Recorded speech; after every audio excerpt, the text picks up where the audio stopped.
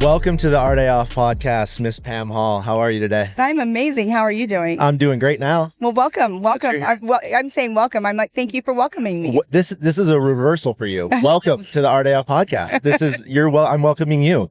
And we've known each other for a long time. Mm-hmm. I've been racing a long time. Pretty much the whole time I've been racing, I've known you. Yes. And it's an absolute honor to have you on my podcast. Well, I know that we've talked about me doing this for quite a while, probably 2 years now at least. Yeah. And it's always been hit or miss. And, We're all very busy people, especially here at Hammers. Yes. So, well, little backstory. We were just standing outside the media tent here and you come walking by from getting off the stage and I said, hey, Pam, now's the time. You said, I've got like 20 minutes. I looked at my phone, 28 minutes. I have a meeting. So production meeting for the rest of the week. So here we are. That's perfect. That's perfect. So Miss Pam Hall, how is Hammers going for you so far? It's going pretty good. It's busy. I mean, I started off with the Motos week last weekend, doing the announcing with that and doing the podiums and the start line flag and everything. And then, today we just finished up the Desert Challenge just today, just as you saw me passing by, we finished up the awards. It's going pretty good. I love Hammers. It's something that it draws you in once you're here and you never want to miss it. And to be working it, this is my 10th year working Hammers. And I used to work here in the media tent until I started working on the live show. And it's just been really good this year. Everything has been smooth and steady. And we have an amazing stage manager taking care of us. And so cool. All around, it's been great. So cool. Well, I'm same way. This has been an absolute wonderful experience. And for me going, behind the scenes a little bit, doing this, it's different. Mm-hmm. It's different. And I've been here this is week 3 now, from building the track to getting everything ready and helping everybody. And it's just been an absolute whirlwind. Right. But, we're all dusty and tired. But yes. And we don't ever say the W word, but we're kind of wishing there was a slight breeze right now because it's really dusty out there right now. It is extremely dusty. Getting my voice besides talking on 50,000 people, but we went up to the top of Fishers today and we're looking down on Hammertown. You couldn't even see it. It was so dusty that you couldn't even see Hammertown. So, and it's bad. Mm-hmm. It's really bad. Everything is just covered in dust. And same thing. My voice is like getting scratchier and scratchier as we go on through the week. So this, I don't know that a lot of people even know, but you race a lot. You back in the day, you've raced. I have. Give us some insight. So in 2007, my now husband, we started dating in 2007, and he had a desert car, and it was at that time it was just a sportsman car. It had a V6 in it, but it was basically a Class 10 car built. And when we were dating, he put me in the driver's seat to see if I would have some fun in it. I was not a desert person. I grew up around circle track racing. And that's a running joke still to this day that he put me in the driver's seat, because after that, it legit just, from then on out, we started racing sportsmen, and then I started racing in powder puff stuff. And then eventually we got a Class 10 car, which was a pro class at that time, and raced that for many years up until I think 2016. And then we bought a Can-Am. And then we built a Can-Am up and started racing in the side-by-side class with like Best in the Desert and Snore and More and everything like that. But I also raced short course. So I raced for Lucas Oil, the SoCal series, in an adult trophy cart against the side-by-sides. So since 2007, I've lived in the dirt, basically, racing desert, racing short course. But back in, my younger days, my dad used to race circle track, and I grew up around somebody that's in the NASCAR world now that, so circle track. So I basically grew up with the racing bone in my body and the racing blood in my body. And then just it's progressed to, here I am. I still dabble in racing. I raced 3 different times last year in some short course races. So I have still raced here and there, but not much anymore because it's all about my kid. All about your kid. That's what I was going to lead right into. So you've actually passed it down to the boy, and he's been racing. You guys have been racing in Georgia, right? Yes, in Durhamtown. Yeah. I mean, he's now 17 years old. He'll turn 18 in May, but he started racing at 5. So at 5 years old, he started racing at one point in our time. I think it was from 6 to 10 of his age. We all raced short course. So there were dad, mom, kid, all of us racing. And it was a lot of work. And, he went into circle track racing, won a national championship in Bandoleros. And he's got a lot of seat time, as we always say, under his belt. But last year for 2025 at Durhamtown, he won 2nd place in the pro class for the pro turbo class. So super proud of my kid. I'm a happy, humble person and super stoked for my kiddo for being so successful in racing. And with that, I stepped away, my husband stepped away, but also me working in it, it's kind of, it's a different adrenaline. So I still get to be around it, and I'm blessed to be where I'm at, because I never in a million years thought I'd get paid to go to races. You know, like I get, this is my job. So right. I'm always here. All right, buddy. I want to give a quick shout out to CT Raceworks. CT Raceworks makes the baddest parts in the industry, including the parts that Kyle Chaney uses to win the 2025 King of the Hammers 4400 race. Now, if you would like to use those same parts, feel free to go over to CT Raceworks and use the Our Day Off discount code, and that will get you a 5% discount on your entire order at any time. So that's Our Day Off discount code upon checkout. Back to the show. It's one of those things where you almost have to pinch yourself a little bit. Exactly. You know, like everyone's like, oh, I'm so tired, or I'm so beat, and this week is just insane. But at the end of the day, we all love this sport so much, and it brings us back to this lake bed and all over the country. You know, this isn't, obviously this race is a giant race, and we focus a lot of energy here, but there's so much other racing with Ultra 4 and short course and even woods racing back east. Right. There's so many different facets of racing. Yes. And just to be able to be involved in some way is awesome. Exactly, 100%. I mean, it comes down to last year alone, I was gone over 200 days just working in racing, and it's everything, like you just said, though, evolving. Though, like my career has evolved in such a way that, like, I'm not only working in the dirt anymore. Like last year, I had a race that I worked at a drag race. So like IHRA came and brought me in, and, you know, I'm learning all these other different aspects of racing, but I'll never, ever shy away from the dirt, and I'll never shy away from the off-road world, because that's where I came from. That's where I started out at this. And I don't ever want to lose that, just because it's my family. You guys are my family. Right. For sure. And that's how I always looked at it. I started my racing stuff with, you know, Team Indiana guys, and look at us now. You know, this Team Indiana's some of the best dudes on the lake bed.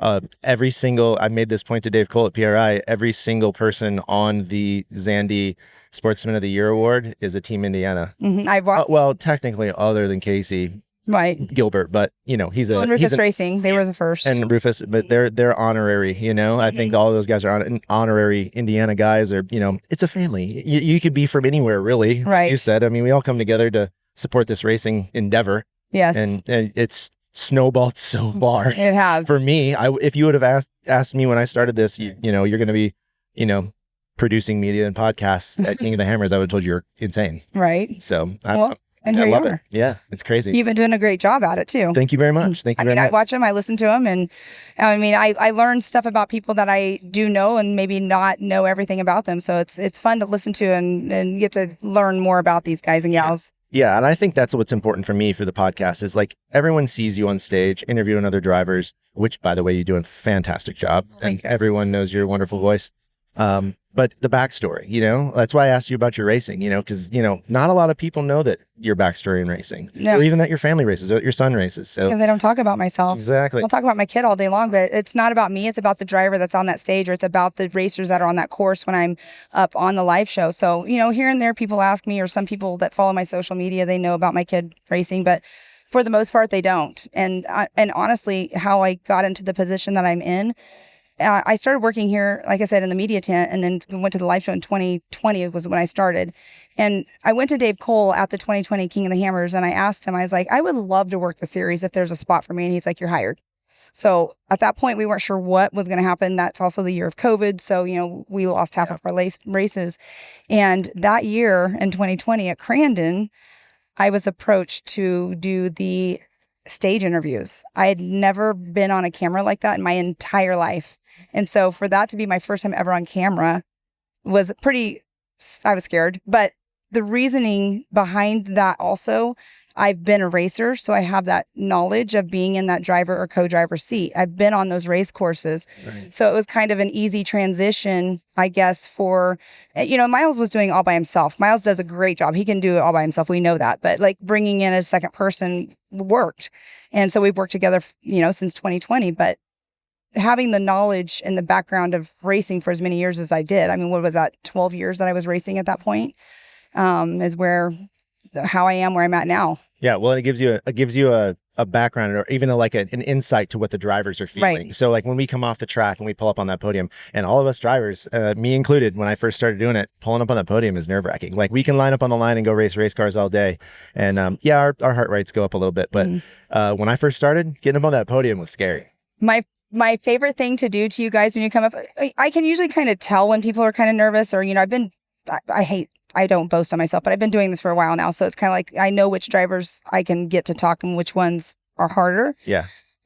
So getting you guys, to be comfortable and talk and all of that, it's fun. And one of my other things is the emotions that I see. Oh yeah. I love seeing. I had 4 people cry on me yesterday. Yeah, wonderful. Then this whole thing is a labor of love. Like you spend so much time working on these cars and with your team and your family, and you spend so much money and goes into this, and then to just pull up on the stage at any race. Hammers is really important to most people, but at any stage, it's an emotion dump. Right. You're just like all the work, all the effort, all the money, all the time, and that one moment you get is that emotion where it all hits you. Exactly. Like we can be out there in the race course and you're kind of locked in and you're not really thinking about anything except I'm trying to win. And then when you do good and you get to pull up there and you walk up and you're like, so how was your day? And you're just like, it was good.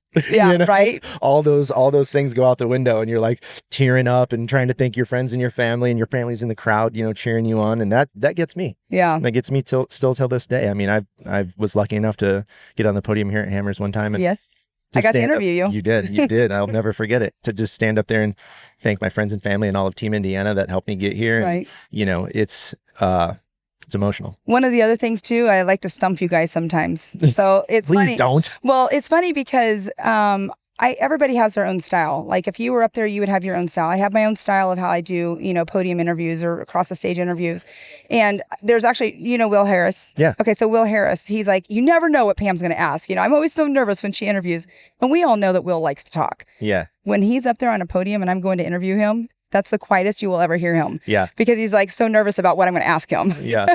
It's a weird feeling. It is a weird feeling. And this isn't the podcast has actually grown on me. I started this podcast just with my friends and at my house, and to grow to this point now is insane. Yeah. And there's like a lot of people listening, and I don't really care what I say. It's my podcast. It's my deal. It's not like we're on the stage on live feed or anything. This is all, here in the media tent. You can kind of have fun and be silly, and I don't really care if you cuss, it's not like we're cutting anything. And that's what I like about this part is it's laid back. We can chill, we can talk about whatever the heck you want to talk about. But the most important part for me is the backstory. Yeah. I want to hear what everybody's done before this and how was your day, tell me what you want. Tell me what you want to talk about, Yeah. That's the best part. That's really fun. I like it. I like you had me on here. It's been a long time. We've been talking about it forever. We've actually been to a bunch of different races, and we went to Heydays. We had a bunch of fun at Heydays.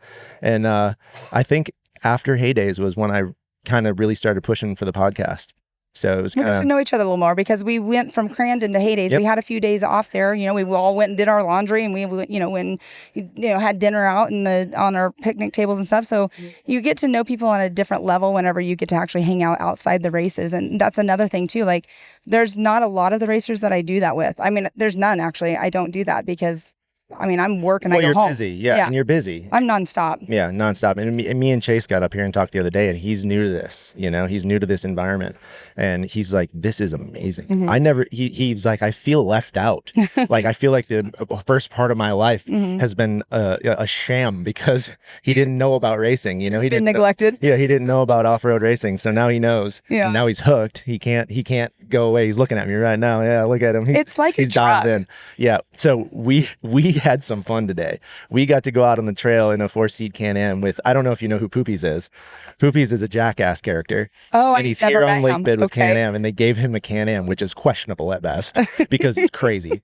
And he took us out, and he was like, I'm just going to take you out in the desert. We're going to go fast. And I was like, oh boy, I'm not a passenger guy. I don't really like getting in. And then I find out he's a Jackass guy. I'm like, we're crashing. We're for sure crashing. Where's my 5-point harness and my neck restraint? Exactly. And we took him up to the top of Fishers, and I got to show him a little bit of like the cool part of Hammers. He's never been here before either. Okay. So we took him up there, and what an experience. I mean, you're talking about where you went. I mean, what else? What is a better mountain that you can go and you can view all of this that we're on right now, all this lake bed that we're on? Yeah. That is the best area to view. I mean, it's not, you don't want everybody going up there, but it's like that's the best spot to see, overlook, and watch the sunsets. And so it's beautiful. It's a rough ride up there. It's not for everybody. It's not like you're just going to drive your car up there. It takes an off-road vehicle of some sort and some know-how. Right. Because it's not exactly like a straight road. You have to go around the back, through pit 2, up this back side of the mountain, you know. So there's multiple ways to get there, but even the easy way is hard. Yeah. So I've been up there multiple times. So yeah, it's definitely not easy. But I mean, I don't know. That's pretty cool though. You got to go do that. I actually saw Cowboy Cerrone when I was getting ready to do the podium interviews. He was over there and he had said he was out here doing stuff with Can-Am. So it was probably a whole part of that whole crew. yeah, he's part of the like arrive and drive type of thing where they give the rides out there, and we ran into him. Chase knows him pretty good, and we ran into him here, and he was like, dude, we should go for a ride. And I'm like, yeah, of course. I'm like not going to turn him down. Right. So it turned out to be pretty awesome. Yeah. So awesome. Typical Hammers. Yeah. One little thing turns into an all day project. We weren't even sure we were going to make it back in time to be able to do the podcast. Oh, wow. Because we were out there for a while. Oh, goodness. He was like, we'll be gone for 30 minutes, 2 hours later. Well, that happens. I mean, it takes you an hour almost to get up to Fissure. Yeah, it's a long ride. So, especially him being a new driver in a Can-Am, there was times where I was like, left a little bit left. You know, I'm playing co-driver in the back seat. Chase was in the front seat. So I was making the joke with these guys.